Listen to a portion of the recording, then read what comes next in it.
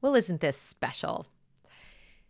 This is something I found on Instagram, or actually, I didn't find it. One of my audience members found it and sent it to me via DM on Twitter. And I hadn't seen it. I'd seen the book, the children's book, written by the person whose account posted it. That's Jenny Devenny, LCSW, on Instagram. She wrote the book Race Cars. And she posted these pictures. I thought this was a book, but I'm not entirely sure. Anyway, but let's go through it because this is supposedly presented to very young children. Kids are wondering, what is abolition? Now, when you see the word abolition, what do you think of? I mean, you probably think, especially with chains, of slavery, right? Ending slavery. When I talk about abolition, I speak specifically of walking away from the public schools and abolishing the compulsory nature of the public schools because you're compelled to pay for it, compelled to send your kids or make other arrangements, or you could end up in jail. So I see that as something that deserves, the term abolition when you're trying to stop it. But they're not talking about schooling, and they're not talking about slavery. They're talking about, are you ready? The police. And this is for presentation to very young children. So let's go through it, shall we? First, it says kids are wondering, what is abolition? Are they? Are they really? I don't think they are. A lot of people believe that we do not need police. No, not a lot of people. Actually, we have over 330 million people in America. And out of those 330 million, I doubt you'll find a lot of people. A lot of people believe that we do not need police. Those people are called abolitionists. Abolitionists believe that communities can keep themselves safe and that police make communities less safe. They are working on abolition. Well, I'm glad they at least said that they believe that, because it doesn't happen to be true by any statistical measure. But we're talking to very young children, preschool children, I do believe, at least elementary school, but I think it's preschool specifically because it's a child care collective that put this out. Okay. I think in Portland. And I don't think that, first of all, a lot of people believe this, or that the belief that police make communities less safe aligns with facts. Statistics do not show that. The lack of police objectively makes communities less safe. If you're talking about communities, we're talking about neighborhoods, we're talking about areas where police would need to be, they don't make communities less safe. So these people are working on abolition. Abolition replaces police with programs that help people instead of punishing and hurting them. Well, police do a lot more than punishing and hurting people. First of all, they don't set out to hurt people. It just sometimes happens. That's not to say there aren't a few police officers who probably need some retraining or just to be removed from the force, but we are talking about this many out of millions of people, because we have a lot of police in this nation. But anyhow, they want to replace it with programs. Really interested to hear how the programs are going to help people more than the police do with people who are violent. And again, police are trained to de-escalate situations in domestic violence disputes with people who are mentally ill, etc. They don't just punish people. Not every call they get is because someone committed a crime. They are peace officers, not just police officers. Abolition began when people fought to end slavery. They knew it was wrong to steal people's freedom. That's true. Not sure why we're conflating slavery with having a police force. Just because a police force exists doesn't mean that you are enslaved by that police force. I'm starting to wonder how these people feel about mandates and who they like to enforce them. But anyhow, or lockdowns. Abolitionists are questioning why we punish people instead of helping them.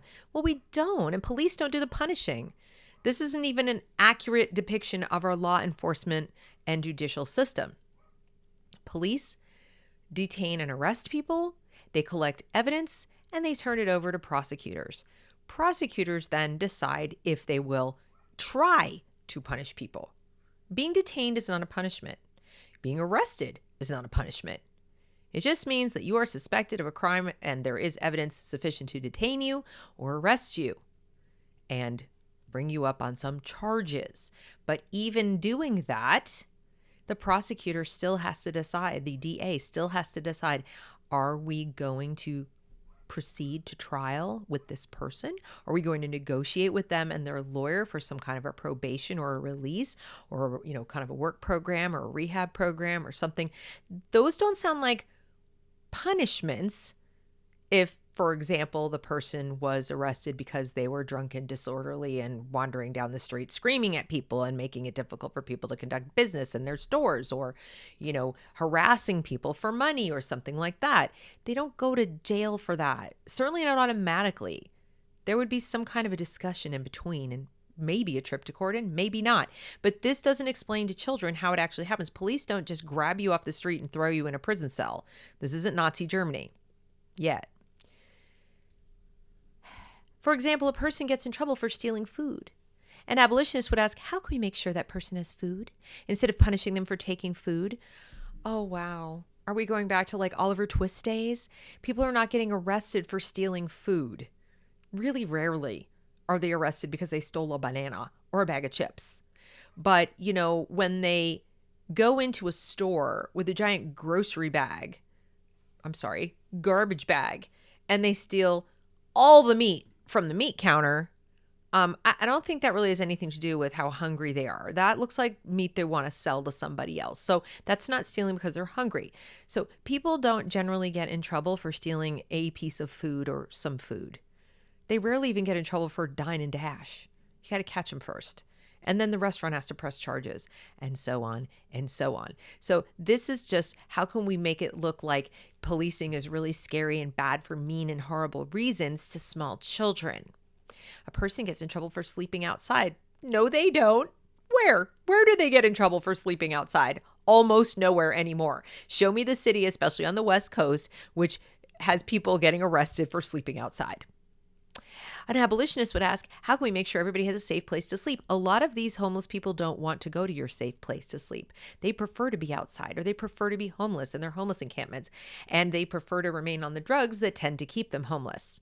And because they prefer to remain on the drugs, they're not welcome at many homeless shelters, because guess what? People strung out on drugs do violent things and they steal. And they don't want to go to your rehab program. And if you try to force them to go to your rehab program, now you're using force, which is what police do. So, just because help exists doesn't mean people want it. They're not being punished for sleeping, least of all punished for sleeping outside.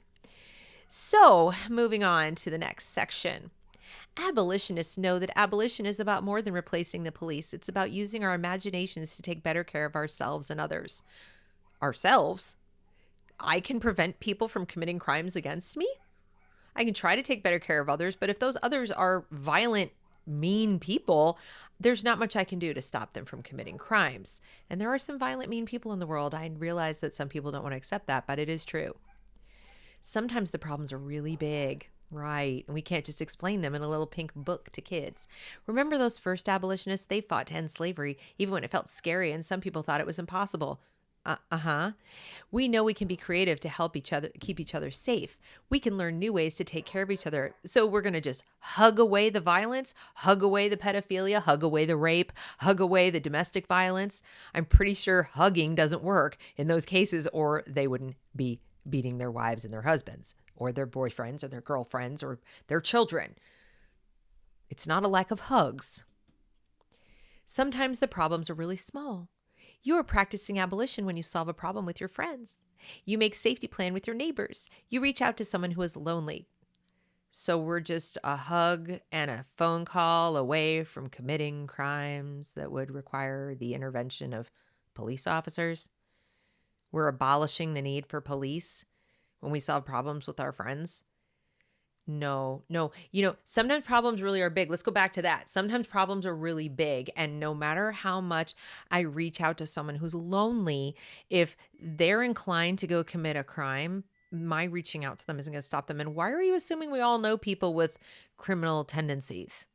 Or again, that we're all equally vulnerable to committing acts of violence and crime that, again, would require the police. The police aren't showing up at your door for little stupid stuff like you had an argument with your friends and you don't have a safety plan with your neighbor. What safety plan? We all have our own handgun, and so if somebody tries to break into our home, we should shoot them? I mean, that's a plan. I guess, a safety plan of sorts. But, you better be sure the person really was breaking in and not just DoorDash bringing you a pizza, because then your safety plan might not be so safe after all. So, abolition is big and small, and you might already be practicing it at home or with your friends. Again, I highly doubt we're abolishing the police at home with our friends. Who do you count on to keep you safe? Well, the police and my family and my own pistol, but that's another conversation.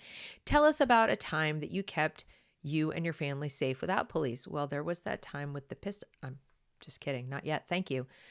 Hopefully I never have to. But it's there. So if I have to use it at some point, especially if you abolish the police, I will then be telling you that story. Send us a message with any ideas you have to solve a community problem without police. Well, we could start with everyone's armed, everyone's trained to use the firearms, everyone knows martial arts, everyone understands how to stay far, far away from drugs and not sell them and use them and have anything to do with people who do. And when you get done solving all those problems, maybe you won't need police. But, those things have been tried. It's not like other people haven't thought of these ideas. It just doesn't work very well. Just saying. So we keep us safe. No, we don't. Isn't it amazing when they decide to empower individual children that they tell them they can keep themselves safe from crime by just, loving each other enough and having conversations and making a safety plan? Let's read what this poster had to say. How to talk with kids about police abolition. We offer these slides as a starting point, a small part of a lifelong conversation. We hope you will use what you find helpful and right for your kids. We know that the police bring violence and harm to our communities. They don't bring anything. They don't just show up to your community and start roughing people up, okay?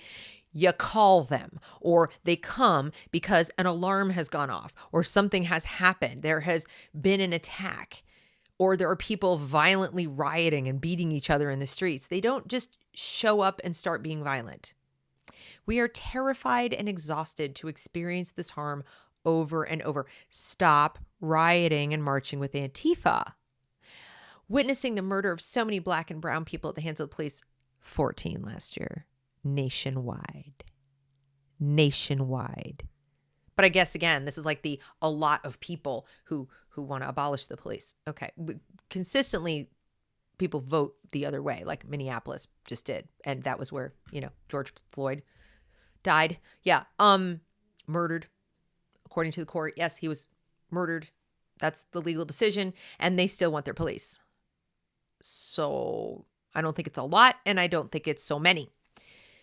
While we rally together for real change, the youngest among us deserve to be included in these conversations. No, they deserve to be left out of these conversations. They deserve to have their childhood protected and their innocence protected, and they deserve to not have fear porn shoved in their face 24/7, and they deserve to not be lied to about how they can keep themselves safe from violent, dangerous people. They need to be able to trust people in law enforcement, or you're going to make them afraid of the police. The police aren't going anywhere anytime soon, and they might be the next casualty because they're so terrified when they're, just need to be questioned about something that happened, maybe to someone in their community who suffered at the hands of a criminal. So you're not really helping these children. We know that real change can be accomplished by abolishing the police and redistributing resources. That means giving the money away to somebody else. To protect and care for our communities, we also know that abolition goes much deeper than getting rid of the police. We need to work together as a community. Communism. Yeah, sounds the same, doesn't it? To help everyone live with dignity, to expand our own empathy and reinvigorate community care. It's all very touchy-feely and lovey-dovey, except the criminals are laughing their butts off. You might already be practicing abolition with your friends, family, and your community. Maybe you help make meals for your neighborhood free fridge. Do you know how insulting this is to people who are hungry and go to the free fridge? So making a meal for them is the only thing standing between them and being a criminal. So if not for the meal you gave them, they would steal. That's what you're saying. As if poverty is linked to crime so directly that you feeding someone is going to stop them from committing a crime.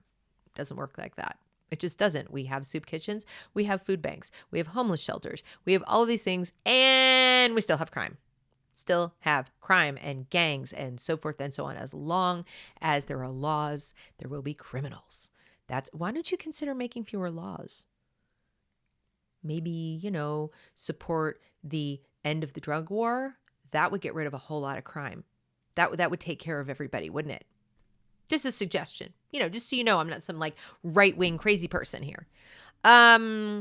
What else? So feeding people keeps them. Oh, maybe you change the rules of a game so that all of your classmates can play together. What rules of a game would leave someone out of even playing the game? Not everybody can win, perhaps, but that doesn't mean they can't play. There are so many ways to do it, and that gets rid of police somehow. There's so many ways to do it. We would love to hear about them. Send us a message or comment with some of the ways to keep your community safe and cared for without involving the police.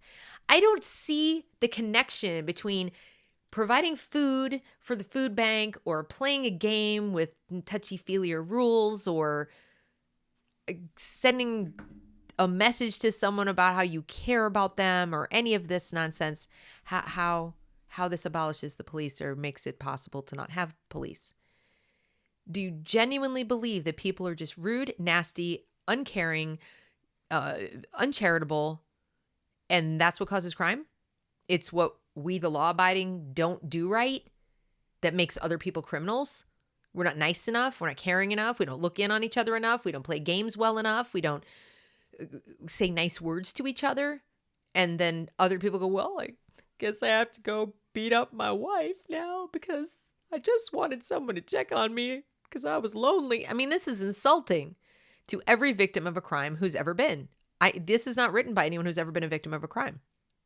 These are people who have no empathy and compassion for people who have been victims of crimes.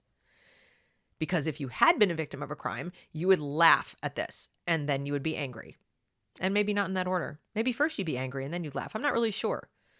I've not been the victim of violent crimes, thank heaven, but I've been the victim of smaller crimes. I've been robbed.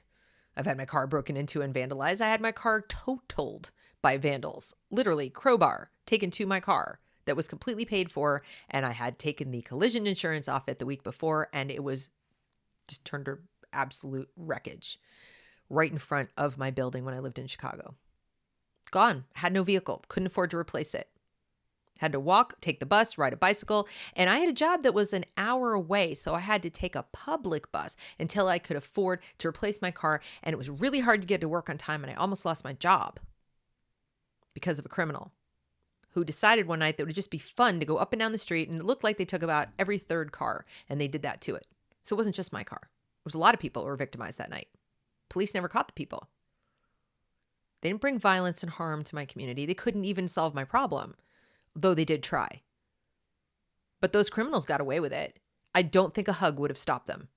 I don't think a program or a free meal or anything like that would have stopped them. But this is what they're telling our kids. So it's your decision which adults you allow near your children and what messages they give your children. But if you're on board with this, yeah, I'm not. So thanks for watching. If you have any comments, put them in the comments below. I hope you will like, share, and subscribe. That's the video.